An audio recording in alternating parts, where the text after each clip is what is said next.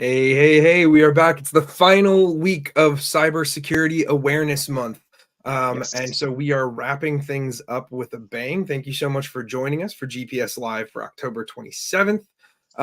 We are wrapping up, like I said, Cybersecurity Awareness Month. And this entire month, instead of doing our normal format, Jonathan and I have had guests on to talk about their areas of expertise and the things that they care about in cybersecurity, but specifically what they see as kind of the near and long-term futures for those areas of expertise. So if you're joining us live, thank you so much for giving us some of your time on a Friday. If you're watching the video on demand, thank you for giving us time on any other day. But the most important thing is jump into the comments and interact with us. We love hearing from you guys. We love seeing what you guys have to say and involving that in our conversation whenever we can. And if you're watching on demand, we love going back and looking at those things and seeing areas where like maybe we can go back and touch on some points, anything like that for the next week's show. But all of that aside, I'm Tristan Morris. And I am Jonathan Singer. And joining us today, we have Tony Turner. Now, Tony, you are actually the reason I'm actually at GuidePoint in the first place. We've had the pleasure of being longtime friends. We've worked together. We've done many conferences and projects and talks together. And today, we've kind of come full circle because you're off doing amazing things. And so thank you and welcome to the show.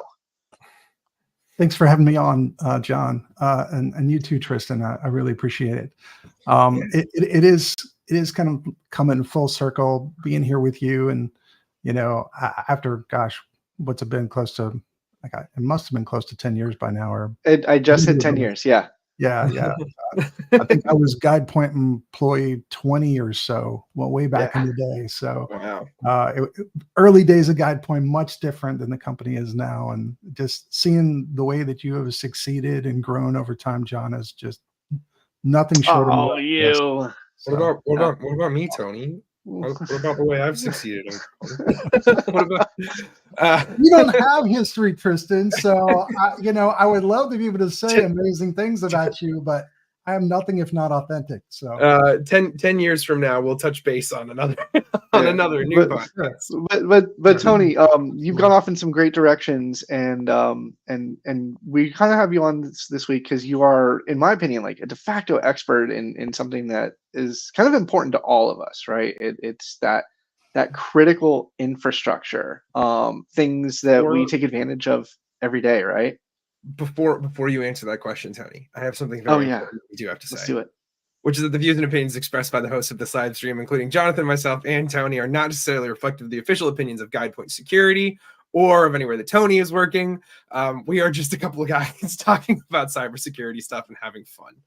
Perfect. I still got lawyers. Now go ahead. Before we get into anything that could be opinion, now you can go ahead and answer that question, Tony. Oh, so the question I was saying, guys, this is what happens when you do it live. It's the best. Yeah. So, but no, right? You have authored literature in this space. You are now teaching very professional, associations regarding the space of industrial control systems, and all the other things connected, right? OT networks, SCADA. I love PLCs and embedded hardware. But with the theme of things going, right, we already know it's a challenge today. I mean, what's tomorrow's challenge? What's next year's challenge? And are we even able to keep up with it? Well, I mean, in some respects, it's the same thing that we've been hearing for years in the IT space around, digital transformation, right? Like, and it's really, the digital transformation has come, and it's not new. It's been going on for a while, but it has come into the OT and the ICS space, but it's continuing to march forward and forward and forward. And when you see systems like ICS that really run our world, I mean, there's a reason why we refer to some of these systems as cyber physical systems. This is the intersection point between our digital world and our physical world, right?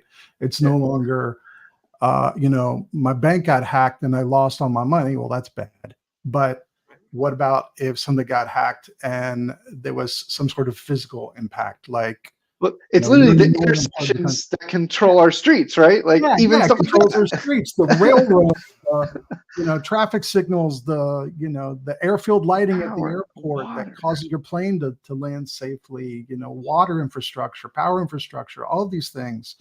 And it's been really, really interesting to see how this has kind of come about in terms of like more kinetic war and conflicts. Like if you look at like the Russia-Ukraine conflict, we've seen instances where like water infrastructure is being targeted by as a military target, right? Like these are real world impacts that affect entire societies, entire cultures of people. That can be born from cyber attack, and we're starting to see this kind of coordinated cyber kinetic, very coordinated kinds of attacks that occur. And now, granted, we're talking about military action here, but there's no reason why this couldn't be born of other rationales, right?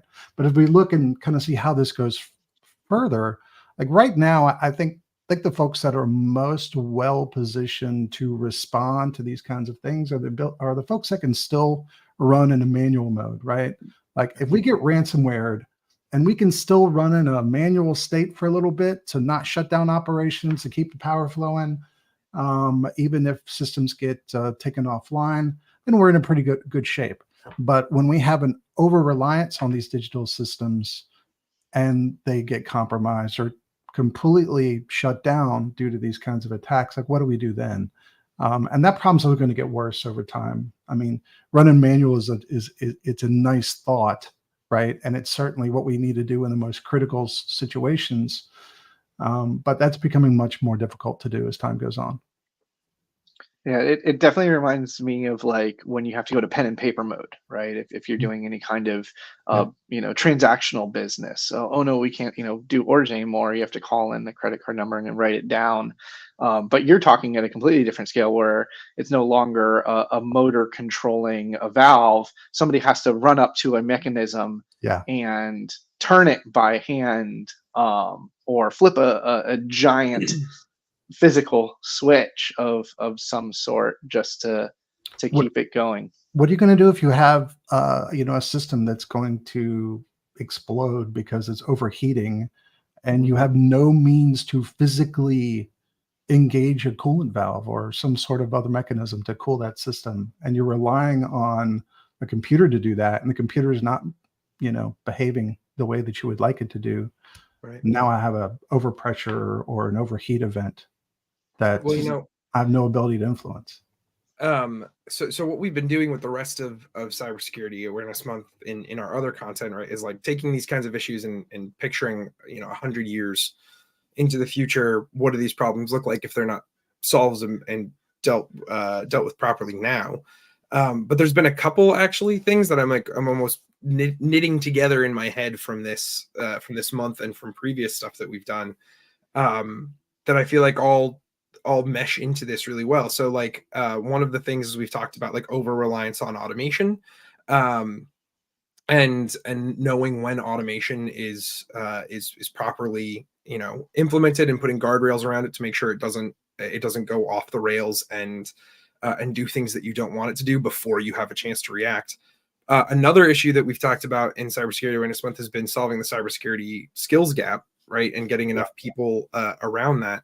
But previously, with ICS and OT, we had a blog that we put up by Pascal Ackerman, who's one of our guys here, about a critical vulnerability that he had found in some extremely common ICS and OT monitoring software that basically would just allow him to man in the middle and inject any values that he wanted to into the software. So it didn't matter what was actually coming off of the readings at the the equipment itself. He could just say, oh, it's this, and trigger an event so that whoever was monitoring that software or whatever was monitoring that software could say, oh man, this thing is overheating, I have to shut it down right now, when it's actually all fine in normal operation. And what you're talking about with this kind of going back to SneakerNet, right, scenario, combining those three things together, it actually sounds to me like a critical part of ICS security is actually going to be personnel and still maintaining enough staff so that you could run manually in the event that your automated systems start to go down, right? Because you can't have just one guy who's monitoring 16 screens and suddenly he's responsible for turning every valve inside the plant. if something goes wrong, right? You still have to maintain that that personnel count to be able to manage those things properly. Yeah, a couple comments I want to make there because you touched on a few different concepts there that I'd like to pull the thread on a little bit. Yeah. The first stuff around just around authentication, around change, right? Change management inside these environments and authentication of events, right?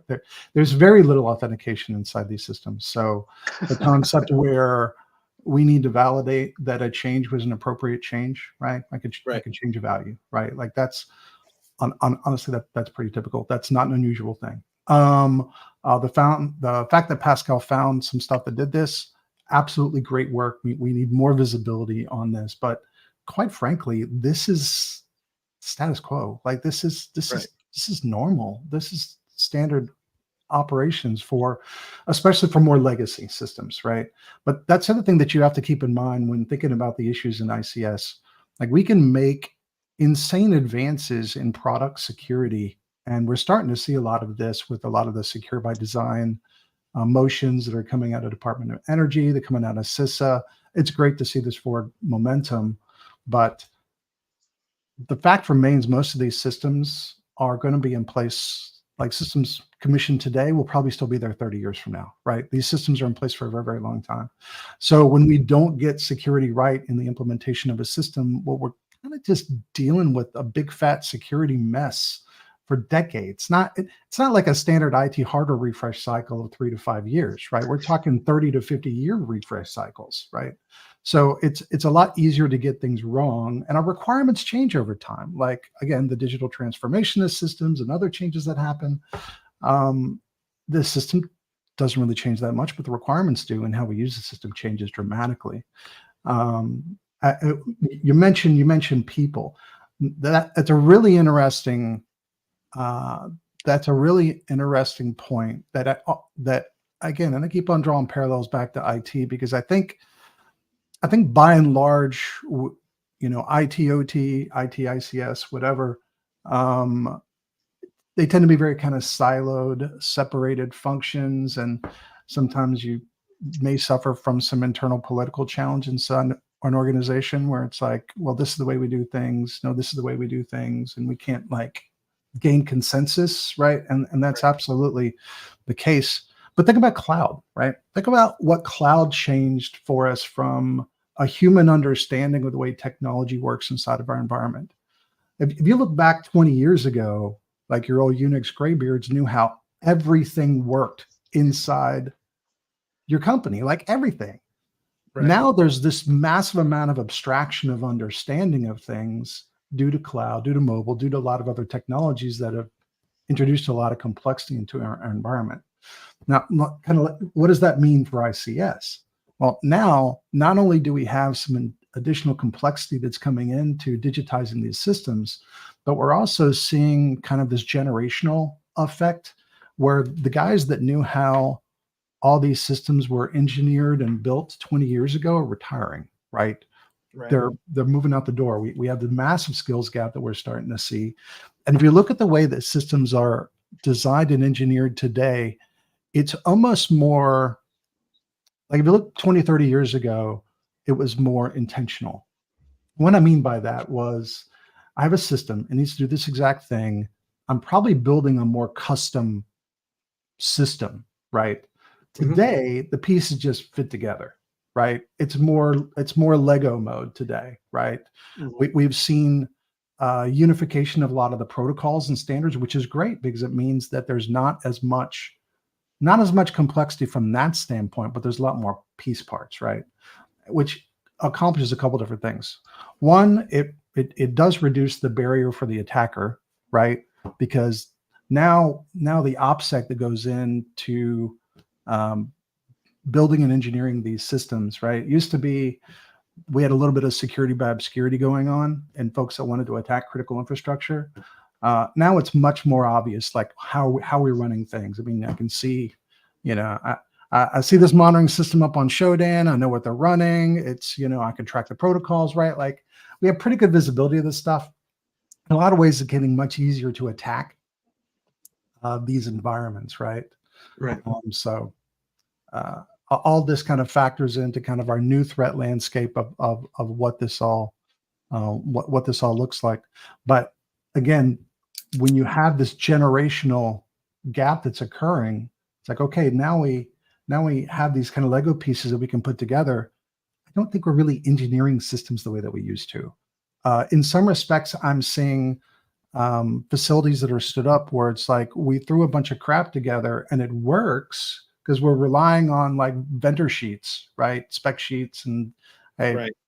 part A goes with part B, and this is the thing.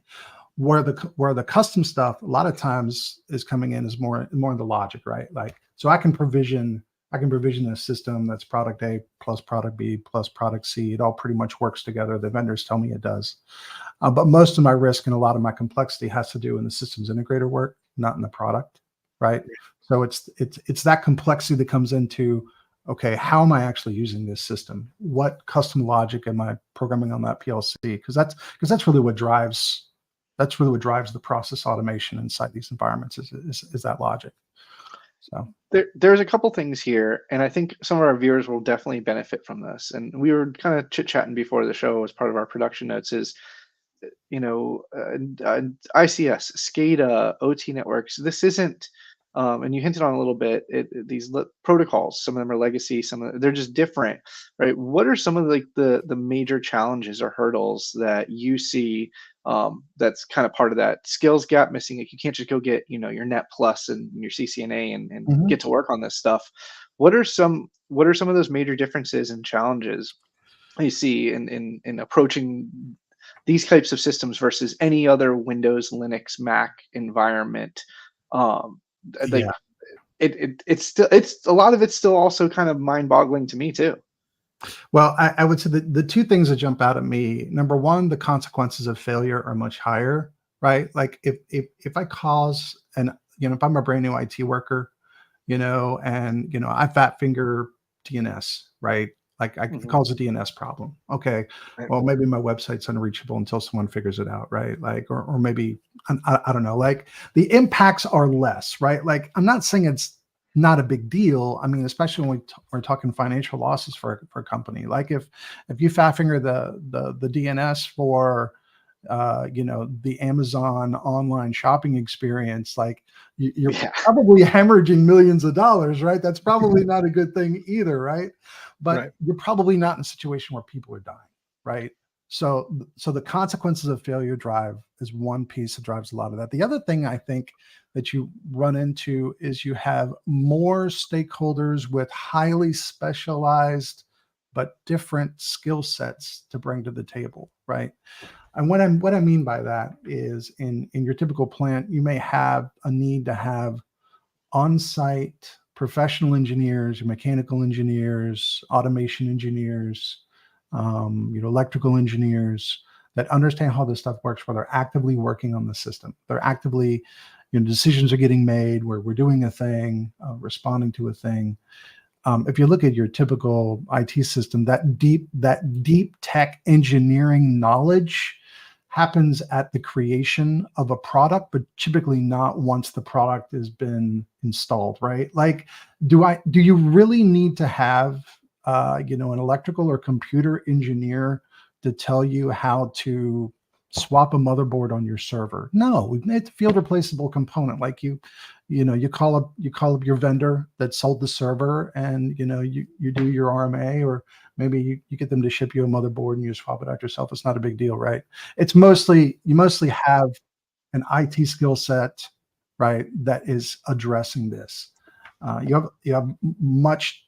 We have many more different skill sets that have to come to the table here in an ICS environment to do the work, which also complicates things. Think about it from an incident response standpoint, right? I work in a SOC, and I see an anomaly on the network, right? If it's an obvious IT security thing, right? If I see, a signature that looks bad, right, or something anomalous because I understand what the IT environment looks like, then I can make a decision based off of that. I can triage that event and say, that's an error. It happens every Tuesday, or it's happens every quarter, or that's weird. I've never seen that before. Let's investigate that. Or well, that's a Metasploit payload, right? Like that shouldn't be there, right? When this stuff happens in an ICS environment, if you don't have dedicated ICS monitoring and response people that understand what normal looks like it can be really, really challenging. And a lot of times what happens is there's this Marco Ayala, who's a fairly well-known ICS security person that has done a lot of work in cyber-informed engineering and maritime security and some other in other spaces. He has a word for this. He calls it normalized deviance, right? And what normalized deviance is that the anomalies happen so frequently that they start to become normal, right? And we just see it all the time. We see that alarm. It happens all the time. I'll just shut that off, man. That alarm always goes off. Like, I don't know what it is. Is that like when you let your smoke detector chirp for weeks? It's like when you let your smoke detector chirp with the dead battery. Yeah, exactly. The house didn't burn down, so it must be okay, right? I just disable that thing, right? Nothing bad ever happens. And you keep doing it and doing it and doing it. And eventually, catastrophe strikes one day. And it was like, gosh, guys, what happened? It's like, well, you didn't respond to the alarm that's been going on forever, right? So, you start to see some of this creep into these kinds of scenarios. So, I had another one in here too, which was, you kind of touched on it in your prior one also, about we're doing some things right though. It's not all doom and gloom as much as I like to kind of forecast it. In the future, we're all done for. But societal collapse. Yeah, it's not all doom and gloom. There are some things that are good, you mentioned, and things that are we always have room for improvement, but some good things are happening. Planes, trains, and automobiles, right? We're that stuff is going to keep innovating. How are we doing a good job keeping up? It depends on how you measure, and quite honestly, it can be really, really challenging. I mean, so if you look at year-over-year vulnerability growth in the NVD, it's about 24-25% year-over-year growth if you're just looking over the last couple of years, right? So if you use vulnerability growth as your measure, I hope that's good research. I hope that means there's more researchers. Like, why are we seeing vulnerability growth? Are we seeing vulnerability growth because it's so easy to write a WordPress plugin now, and everyone's like putting out garbage WordPress plugins, which is a big chunk of that vulnerability growth, right? Yeah. So it's become more approachable with no code and low code and all these ways that we can just get garbage code out there. Or is it that we just have better visibility into the open source software ecosystem and all the other sources of these vulnerabilities? It's really hard to say, right? So you can take these metrics and you can say, yeah, we're doing a better job of finding stuff.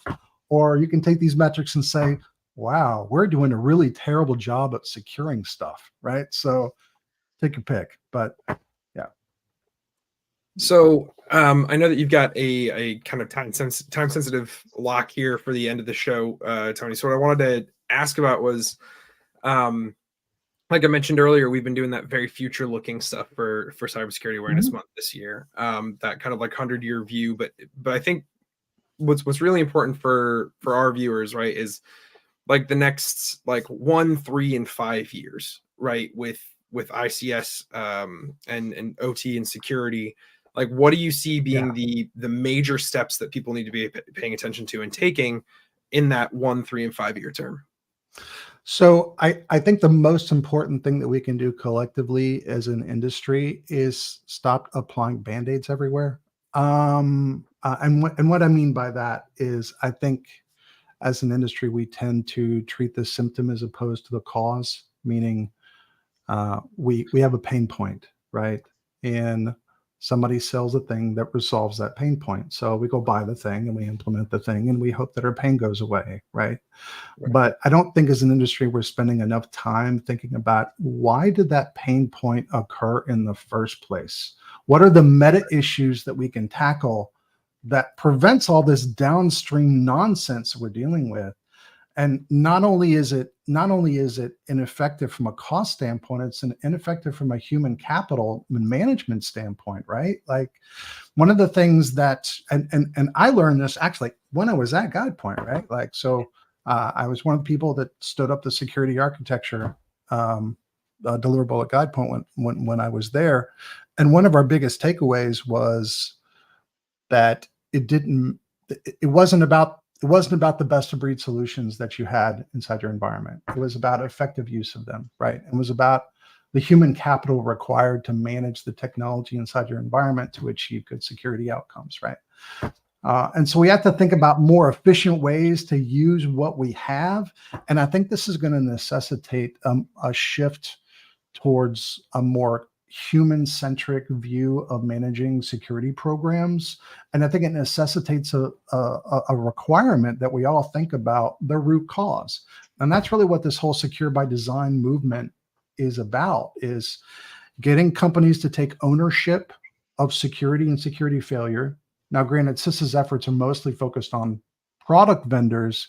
And I think we still need a lot more focus on systems integrators and implementation, right? Because you can design a system very securely, but you guys both know the minute operations gets a hold of the thing, when they suffer, again, back to pain, right? It comes back to personal pain. When I'm suffering personal pain, I'm going to do whatever I have to do to resolve that personal pain. And if that's the CEO barking at me to say, hey, fix the thing, well, by golly, I might be making bad security choices when I answer that CEO's request, because I want that pain to go away, right? So we have to think about this all throughout our process. We have to think about every time we make a security decision, what are the impacts of that decision? And this is ultimately going to take us down a pathway to making sure that all those decisions don't result in a negative outcome at the end of the day. So, gotcha. Will I have working utilities in 5 years from now? I will say that there's an awful lot of fear, uncertainty, and doubt around the stability of at least the U.S. power grid. Right. It's pretty darn good. That's good to hear. That's really reassuring. Our adversaries in our networks? Yeah, absolutely. Yeah. Okay. Russia, China, whoever. Yep, they're in there. But what is their ability to take down the entire power grid? You'll hear different answers from different people, but we have built so much resiliency into the U.S. power grid that I think there's a lot of Hollywood movie plot fear that is, I mean, the risk is real. Don't get me wrong. I don't want to completely downplay the risk, but it's not quite as, the sky is falling as some people in the industry would like us all to believe. I appreciate that. Perfect. Well, Tony, thank you so much for your time. I want to get you out of here on time. So thank you for joining us for GPS Live and Cybersecurity Awareness Month and sharing some of your thoughts and expertise on ICS and security. Is there anywhere, like anything that people can find, like a podcast or like a paper you've written or a talk you've given or anything like that you'd want to point people to for more of your thoughts on this? Oh my gosh. How much time do you have? So I had a book early this year, Software Transparency, that I wrote with a guy by the name of Chris Hughes. I spent a lot of time the last few years on supply chain topics. It's a great book. I'm biased, obviously. I wrote it, as well as the new SANS course that I've just written on defending product supply chains. And then lastly, I run a public wiki at cyberinformedengineering.com or CIEwiki.io, that you can go learn more about some of the core security engineering concepts that are coming out of Department of Energy to try to achieve secure by design. And I run one of the wikis that is kind of evangelizing many of these concepts, and it's a big part of what I do in my day-to-day job too. So. Awesome. That's fantastic. We love open source knowledge sharing. That is the best. So thank you so much for Tony for joining us. Then fair winds and following seas on your next thing that you've got coming up right now. But thank you so much to all of our viewers for joining us for GPS Live for October 27th.